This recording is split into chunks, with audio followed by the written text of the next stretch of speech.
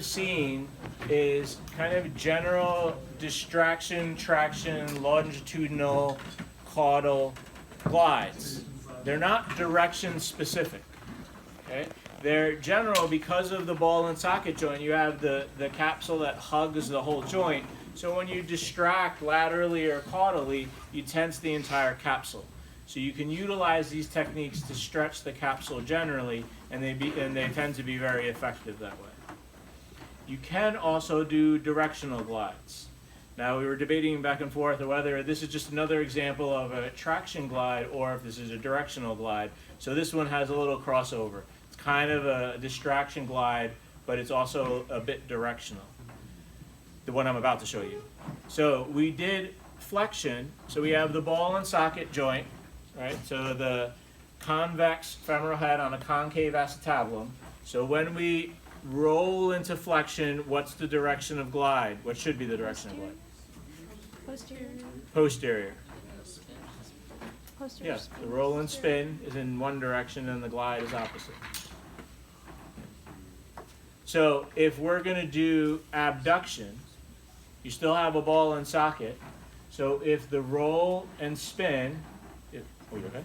Oh, yeah. Yep, I'm just going to abduct you. Oh, okay. You rest. Yeah, I got you. Okay. Okay. If we abduct, what direction should the glide occur in? Inferior. Yeah, kind of inferior.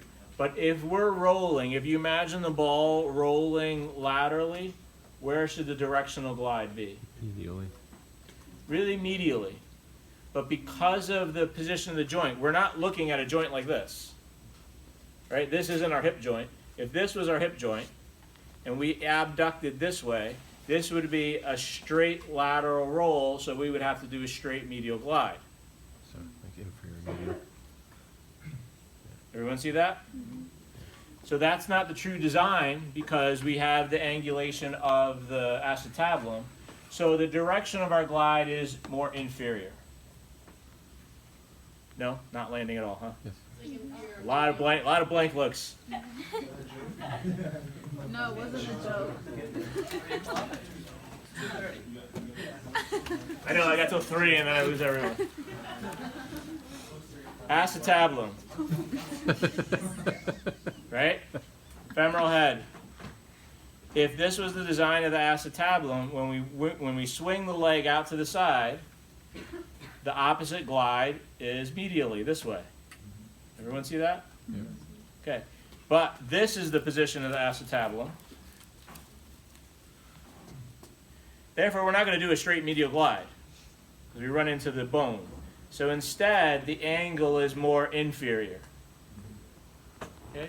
So it's kind of a directional glide, but because of the inferior caudal nature of it, it's almost like a distraction glide. Now? Mm-hmm. Okay.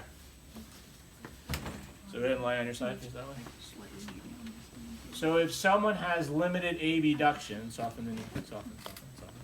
No, soften. Sorry, There you I'm go. terrible at relaxing. Okay. So as we abduct, if they can't go any further, then what's our differential? The What's- limited what's- range of motion, we can't go any further into abduction. What are the possible limiting factors? Articular, Articular, contractile, dural. non-contractile. Articular, muscular, dural. So how are we going to differentiate it? Movement. Distraction. And feel. And yeah, assess And feel is one. And then how do we differentiate it? reposition. Do the glide. So if at this point we can't get any more capsular motion, that's the reason for the limitation. It'll feel like a capsular end feel. We can hug the hip joint and do an inferior glide. See it? Mhm. So I'm pushing inferiorly.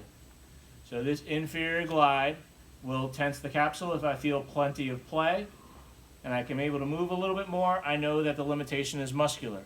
If I get here and I push inferiorly and I feel capsular stiffness, I know it's the capsule. Okay? All right, get a patient in your hand. I'm not sure this isn't landing. Do you want me to just stay here and you practice?